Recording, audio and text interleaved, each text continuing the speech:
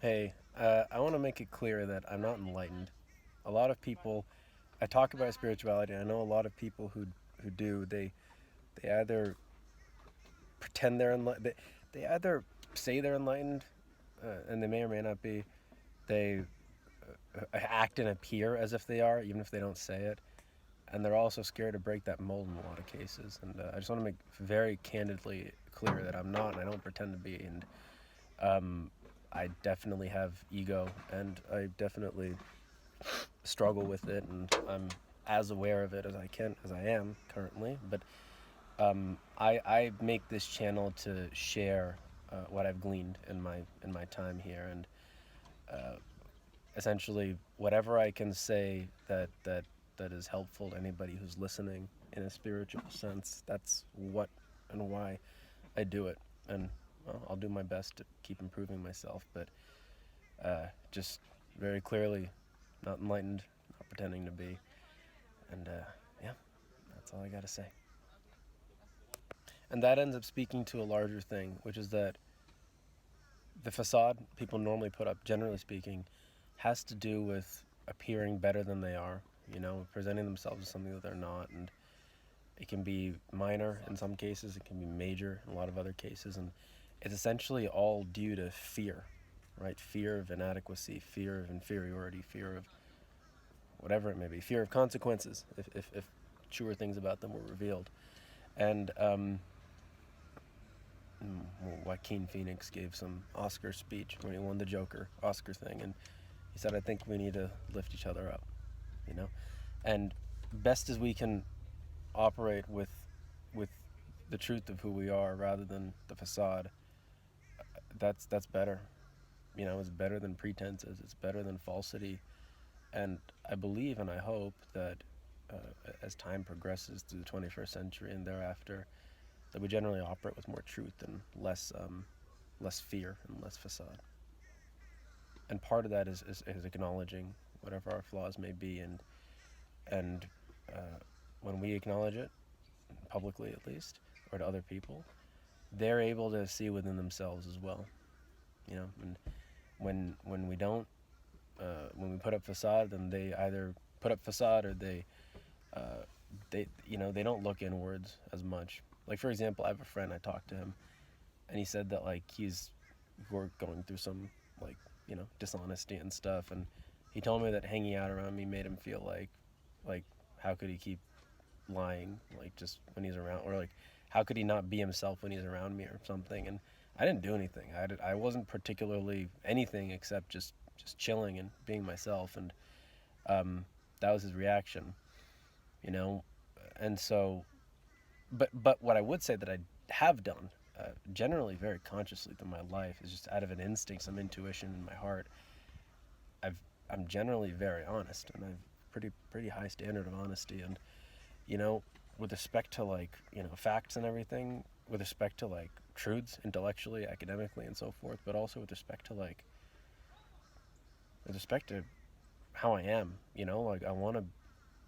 That's not, and I can't. I don't live up to that 100% because, again, as I said, I have ego, and ego essentially is a lie, right? But I I do my best, and that's been an intention of mine for a long time, to live and express truthfully and honestly, and not manipulate anything.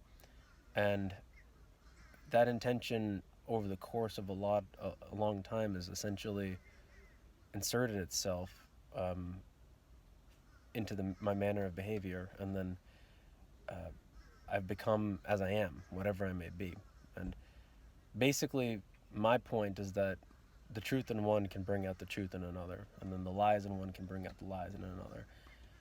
And I mean, I think it's important for so many reasons that we might not even see, to simply just be truthful. You know, the John Lennon song, "All I want is the truth. Just give me some truth. I'm sick of tired of being lied to, whatever." In the Scarlet Letter, the ostracized woman at the end, her message is, "Be true, be true, be true." In the truth, the shame goes away. The fear largely goes away, or totally goes away.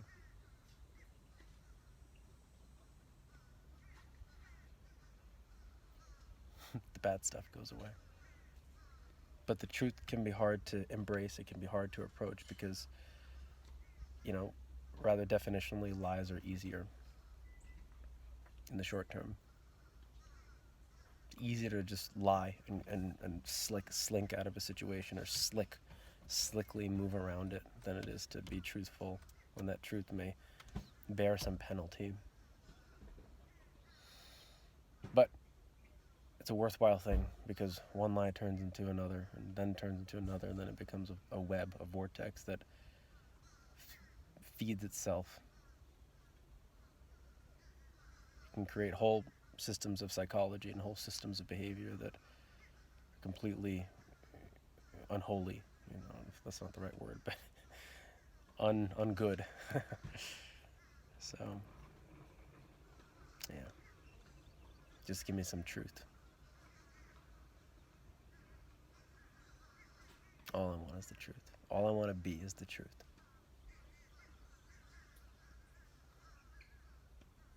And there's some magic to it that you can't see in the moment, but maybe you feel it in the moment, but maybe good things just happen as time goes on. You know, a soul can flourish in the presence of the truth.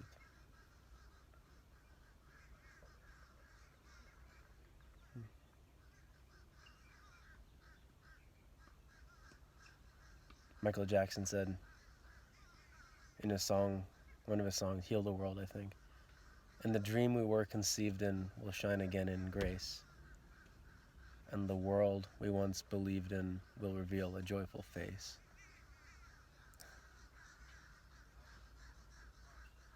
That's a nice line.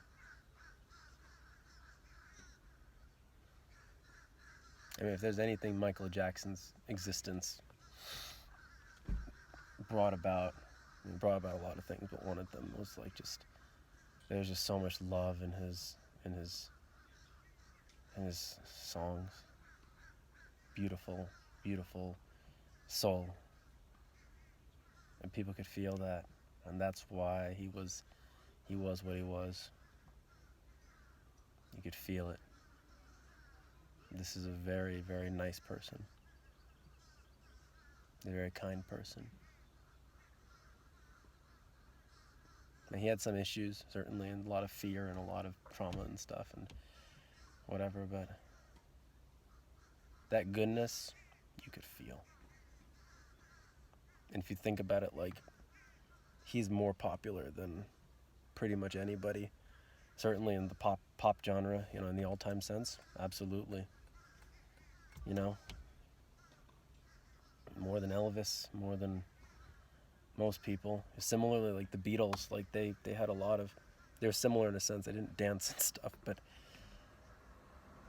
they are very, there's like a lot of it was just jubilant music, and just there's a good soul behind it, and they're much more popular than the Rolling Stones. The Rolling Stones had a dark energy, and it's a very powerful energy, and it's very fun to listen to. I love the Rolling Stones, but you know, their impact and their creativity could not have gone as far in that direction as it did with the Beatles. Similarly, like, Elvis couldn't have done as well as Michael Jackson, good as he was, because that more truthful sense, that more truthful side can create a wave, a momentum. It can bring a world behind you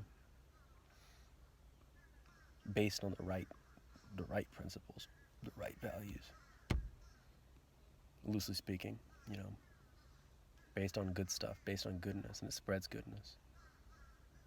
Like, even in India, you know, when most Indians were not exposed to American music, they knew Michael Jackson.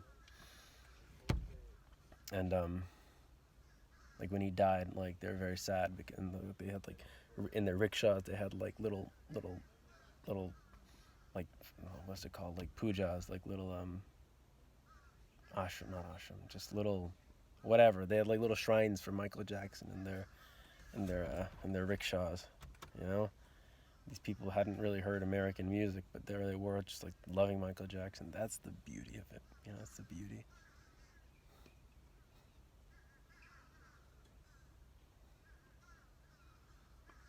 And there's nothing like beauty. the highest thing in terms of what we can create. Grace makes beauty out of ugly things. The line from Bono from Grace, a song called Grace from U2. I think it's a Christian song, but nonetheless, his principle is universal, that grace makes beauty out of everything.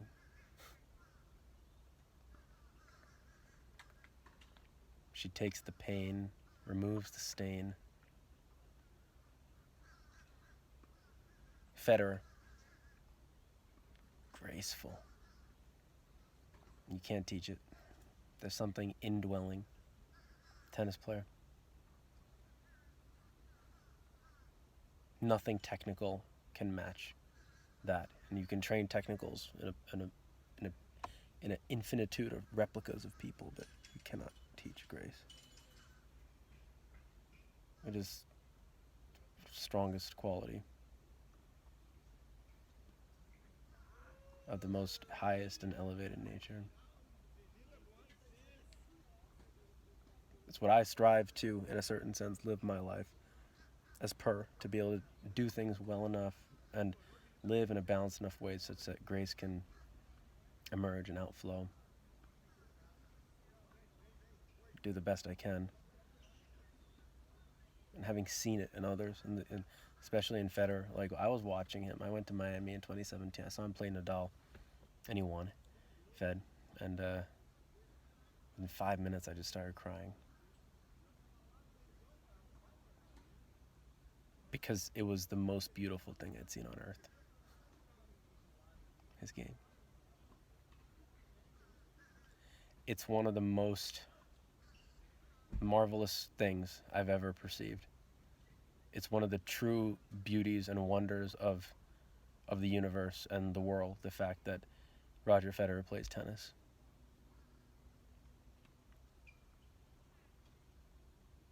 It is literally, I don't want to compare it to the most beautiful thing I've seen, but the fact that I can even say that, even approximating a statement like that, like, and I'm not the only one who feels that way. There's a guy, David Foster Wallace, he wrote an op-ed or whatever for the New York Times saying, Roger Federer as a religious experience. And he mentions the shot that you're watching TV, you're watching him, and then he hits a shot and your jaw drops and you make some loud noise, and then your wife comes like, oh, are you okay?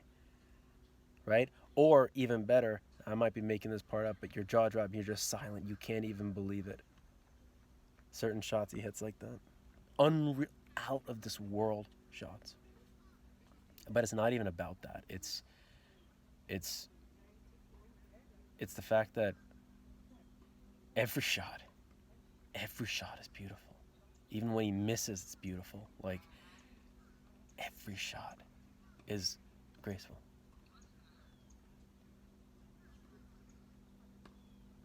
Man.